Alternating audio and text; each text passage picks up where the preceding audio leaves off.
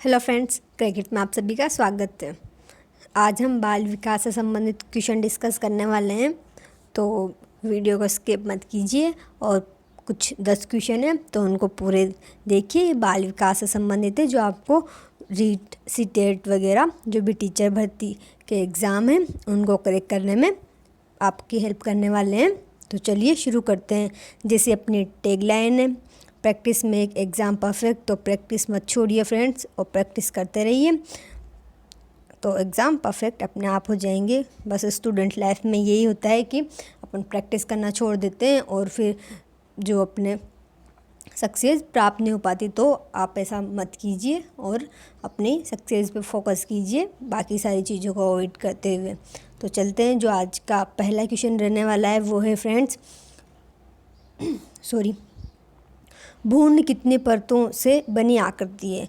जो भ्रूण होता है, फीटस जिसे बोलते हैं, FETUS फीटस जिसे बोलते हैं आप, वो कितनी परतों से बना होता है, कितनी लेयर्स होती है। तो यहाँ बताना आपको 1, 2, 3 या 4। तो इसमें कितनी लेयर्स होती है फ्रेंड्स? इसमें 3 लेयर्स होती हैं, जिनके बारे में अपन नीचे देखने वाले हैं। उनसे संबंधित भी क्वेश्चन है।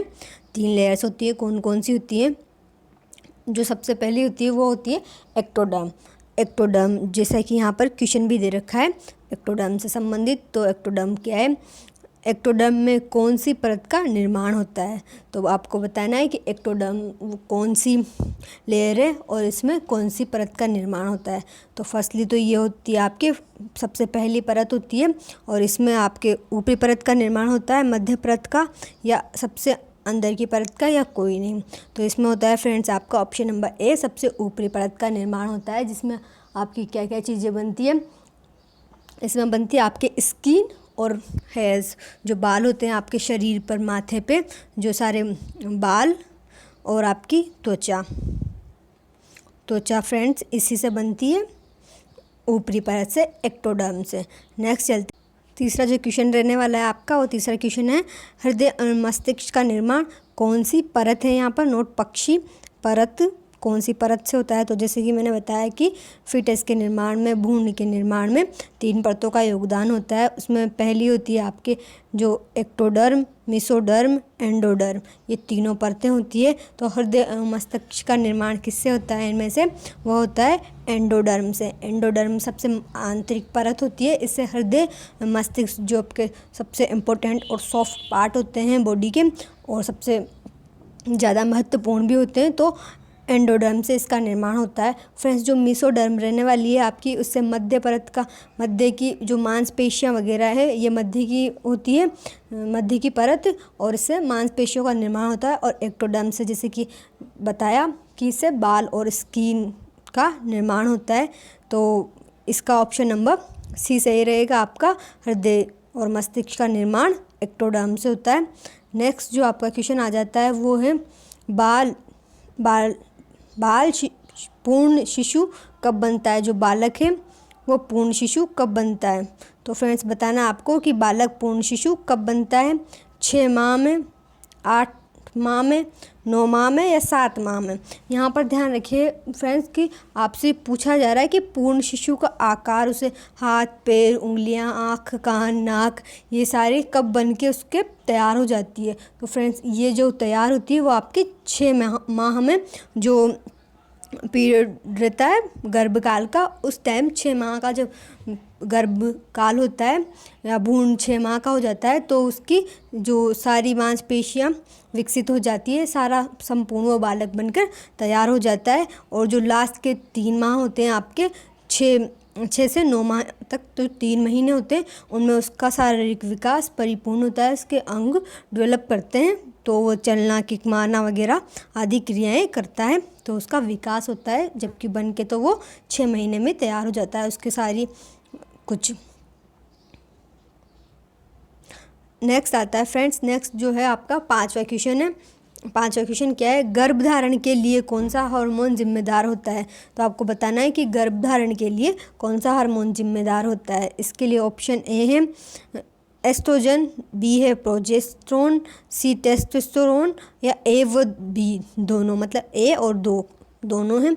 तो मैं बता देती हूँ आपको, जो एस्ट्रोजन है और प्रोजेस्टेरोन है ये फीमेल हार्मोन है, जबकि टेस्टोस्टेरोन मेल हार्मोन है। तो जो गर्भधारण के लिए जिम्मेदार होता है, जिसकी की वजह से गर्भधारण होता है, वो है प्रोजेस्टेरोन। प्रोजेस्टेरोन की वजह से गर्भधारण होता है। तो इसे ध्यान रखना कि कौन सा हार्मोन गर्भधारण के लिए जिम्मेदार होता है। तो ऑप्शन नंबर बी सही हो जाएगा। नेक्स्ट चलते हैं फ्रेंड्स। नेक्स्ट है किसका गर्भकाल अधिक होता है। तो आपको बताना है कि किसका गर्भकाल है वो ज़्यादा पीरियड का होता है, ज़्यादा टाइम लेता है वो पैदा होने में। तो ऑप्शन नंबर ए है बालक, जो बॉय चाइल्ड या गर्ल चाइल्ड, या दोनों बराबर टाइम लेते हैं या कोई नहीं। तो इसका जो राइट आंसर होगा वो है बालिका। जो गर्ल बेबी है वो ज़्यादा टाइम लेती है अपेक्षाकृत बालक के। जो लड़के के अपेक्षाकृत लड़कियां अधिक टाइम लेती है, उनका जन्म लेट होता है। नेक्स्ट चलते हैं। नेक्स्ट आपका क्वेश्चन जो होता है वो है दांतों का निर्माण शुरू हो जाता है। तो दांतों का निर्माण कब शुरू हो जाता है फ्रेंड्स, से बताना है आपको। तो 5 वर्ष में, गर्भधारण के 5वें माह में, 180 दिन में या फिर गर्भधारण के 180 दिन में, या फिर 6 माह के शिशु में। 6 माह का जब शिशु मतलब उसके बर्थ के बाद जब वो 6 माह का हो जाता है तब।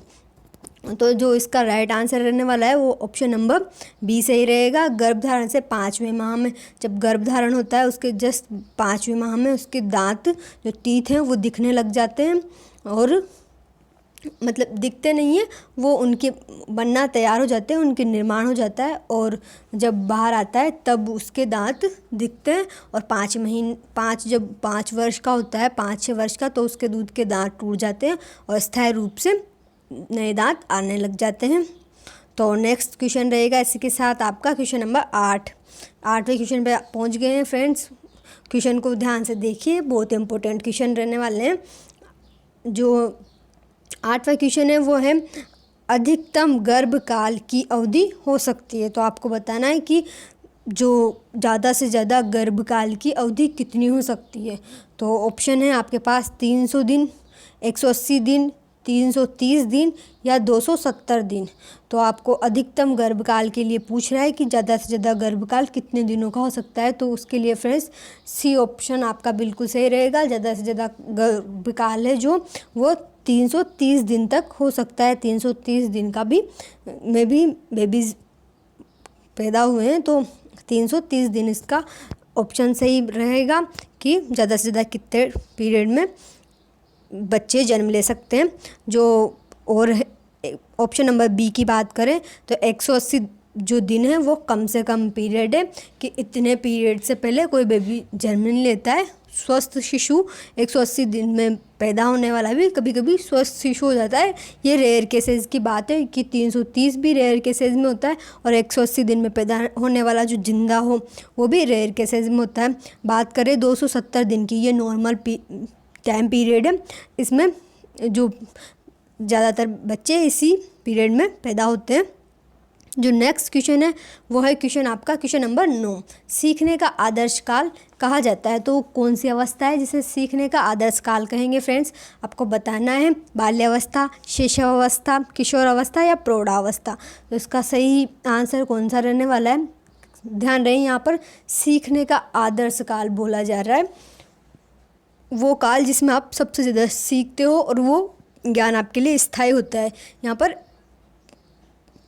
करके सीखने की बात की जा रही है। तो शिशुअवस्था में आप जो भी करके सीखते हो वो सारा स्थायी होता है। तो इस सीखने का आदर्श काल माना जाता है, क्योंकि इसमें सीखी हुई बातें सभी याद रहती है बच्चों को, बालकों को। खिलौनों की अवस्था किसे कहा जाता है फ्रेंड्स, इसके लिए बताना आपको कि खिलौनों की अवस्था किसे कहा जाता है।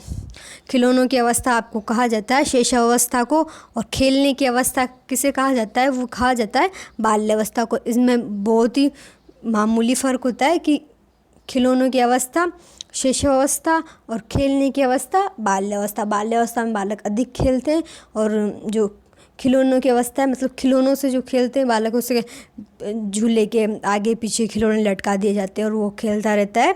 तो ये होता है शैशवावस्था जो 2 साल तक मानी गई है। इसी के साथ आज के लिए इतना ही।